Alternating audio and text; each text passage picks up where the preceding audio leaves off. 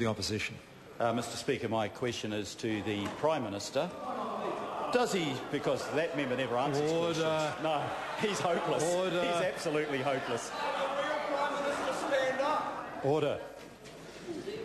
I guess when people interject, they're likely to get reactions, but the member shouldn't use his open microphone to make that kind of comment. The Honourable Leader of the Opposition. Point of order, the Honourable Trevor Mallard. Mr Speaker, when Bill English said, why not me? Order. Got rolled. The member will resume his seat. That's enough of that. Order. That's enough of that. The Honourable Leader of the Opposition for his question. Thank you, Mr Speaker. We'll start again. My question is to the Prime Minister. Does he stand by his statement that after his tax switch, New Zealanders will, quote, be no worse off, and for the vast bulk, they will be better off? The Honourable Prime Minister. Mr Speaker, yes, the government is increasing GST, but at the same time cutting income taxes and compensating people who receive income support. It's very clear that the vast bulk of New Zealanders will be better off as a result. The Honourable Leader of the Opposition. Mr Speaker, how will the mum and dad, each on the average wage, paying $30 a week more for early childhood education for their child because of budget-imposed costs, be better off when that $30 by itself is much more than the tax cuts they'll get between them? The Honourable Prime Minister. Mr Speaker, I'm very pleased actually the Leader of the Opposition raised someone on the average wage, because someone on the average wage in the period of time that we've been in government Point of order, actually... Point of order, the Honourable Leader of the Opposition. Mr Speaker, my question was specific to the person on the average age with children, a child in early childhood education. I think the member makes a fair point. The question related to someone with a child in early childhood education and the claim of paying $30 a week more, and the Prime Minister's answer should focus around that. Point of order. Point of order, the Honourable Cherry Brown. Order. Now, when the Honourable David Cunliffe is quite finished, we'll hear this point of order. Mr Speaker, I'd ask you to have a look at the Hansards later this evening, or perhaps even the tape of this afternoon's proceedings, and you'll see that that intervention came literally 20 seconds, if less, into the Prime Minister's answer, in which he said, I am glad the member mentioned, raised the issue of the average wage because, and at that point, we had a point of order. Now, he couldn't possibly have anticipated where the Prime Minister was going to take it, and your suggestion that the Prime Minister was inappropriate was, I suggest, inappropriate. The Speaker may not be as stupid as he looks. I invite the Prime Minister to answer the question. Order. Speaker, let me say that you are neither stupid nor do you look stupid. But anyway, let me go back. I'm glad that the Leader of the Opposition raised someone who has on the average wage and has a child that he mentioned, because under a national government, I'm pleased to report, they are $48 a week better off on tax cuts in the time they've had. The person,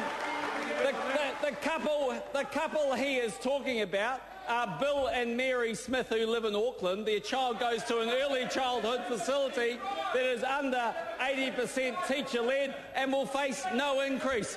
Bill and Mary rang me last night to thank me for the $48 a week. Nobody believes that. Mr Speaker, supplementary. Order. Mr Speaker, how will the thousands of frail elderly people that he has stripped of their home care worth about $30 to $40 a week be better off as a result of this budget? Mr Speaker, Prime Minister. Mr Speaker, I suspect they'll respond the same way they did when I spoke to Grey Power and Probus at Tauranga about a week and a half ago, where there was an overwhelming response to the fact that I was able to tell them that someone on New Zealand superannuation, a married couple, in the time that we have been in office, have seen their fortnightly income go up by $142. $142. And those pensioners were grateful that they've got a national government that's striving for growth, that's seeing a situation where after-tax wages are rising and therefore their pension rises. Point of order, Mr Speaker. Order. A point of order has been called. The Honourable Leader of the Opposition. We let the Prime Minister take his full speech and rhetoric in that, but I put it to you, Mr Speaker, that I asked how the thousands of frail elderly superannuants that have been deprived of their home care this year will be better off as a result of the tax switch, which takes away their home care and gives them much less in reply. Well, I think on this occasion I have to say the Prime Minister did answer the question. I accept maybe not the way the member wanted, because the Prime Minister, I guess, could have challenged the member's statement and his question about taking home care away from frail elderly, and so it's difficult for me to insist on a particular answer with that kind of question. The Honourable Leader of the Opposition, supplementary. Supplementary question.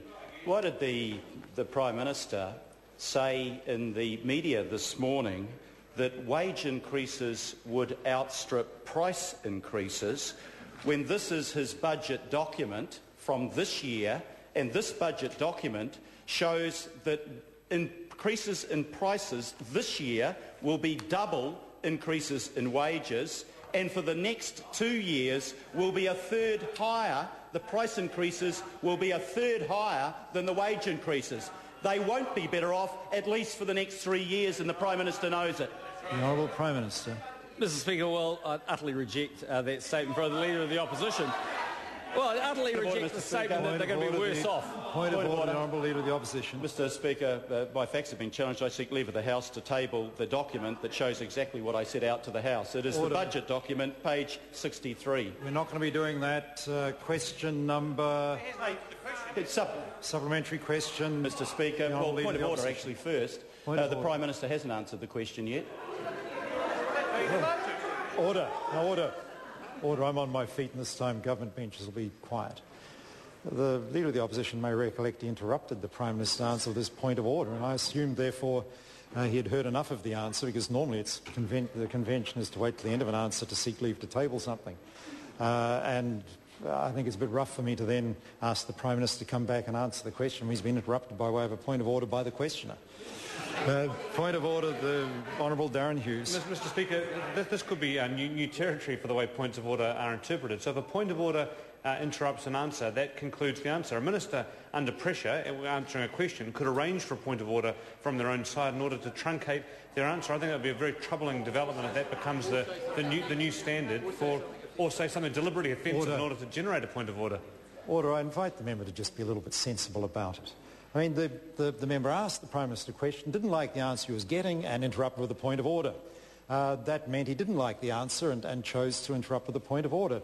Now, he can't then go back and say, well, now I want to hear more from the Prime Minister when he didn't like the answer he was being given. Supplementary question is the way to pursue that. Supplementary question, the Honourable Leader of the Opposition. Mr Speaker. Point of order, the Honourable Rodney Hyde. Order. A point of order has been called. Order. Point of order, Mr Speaker. Just an important point. I think everyone in the House and everyone listening to question time now appreciate actually the support that you give to opposition MPs in making question time relevant. But it seems to me we have to be careful also, Mr Speaker, that points of order should be points of order, and what we're noticing is that points of order are being used, and every time a point is being made by the opposition MPs, they're actually putting in a political point and, in effect, reinforcing a political message rather than making a simple point of order. And I suggest to you, sir, for the good order of the House, it's a bit tough if you allow a questioner to constantly raise points of order through questions on, say, the Prime Minister, and each time they make a point of order, making a political point with that point of order.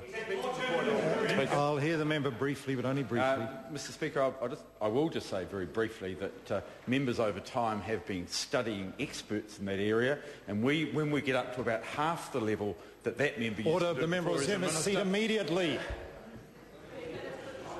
Now, I invite the Honourable Trevor Mallard to reflect on how that helps the order of the House. And all I can say is that the Honourable Rodney Hyde has raised a reasonable point, that points of order should not be used to try and score political points. Where I perceive that's happening, members may note I don't give them a lot of time, as the Honourable Darren Hughes observed a moment ago. Where points of order are made for good cause, I take much more notice of them. The Honourable Rodney Hyde might note that when the Honourable Leader of the Opposition sought leave to make a political point there, I closed it down pretty quickly by saying we simply won't be doing that, and put it down pretty fast. And so, you know, it's in members' own hands. If they misuse points of order, they can't expect a lot of assistance from the Speaker. The supplementary question, the Honourable Leader of the Opposition.